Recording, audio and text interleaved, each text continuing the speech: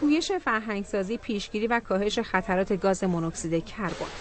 این پویش علاوه بر شهر تهران همزمان در سراسر کشور نیز به اجرا درآمد. بخاری گازی استفاده می‌کنی؟ بله. چند تا بخاری داری خونه؟ یه دونه. بعد آب گرم کنتون چجوریه؟ از بزرگا. آب گرم کن بیرونه؟ آره اینجوری. شیلنگتون طولانیه، نباید اینقدر تا بخوره و همون اندازه‌ای نهایتش بیشتر از 1.20 متر نباید بشه. دستگیرشو برداشتن. دودکش غیر استانداردی بوده متاسفانه که از قدیم توی این ساختمون نصب شده.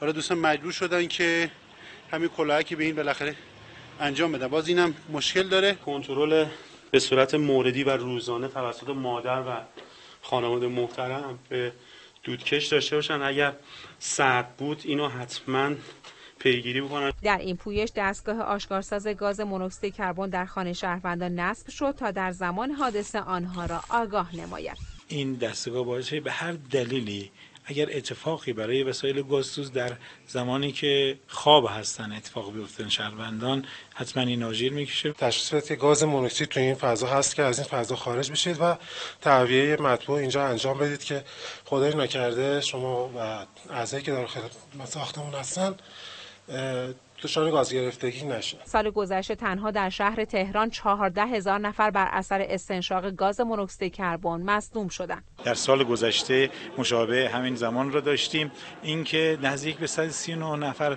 در تهران ما فوتی داشتیم و بالغ بر 14,000 مصدوم.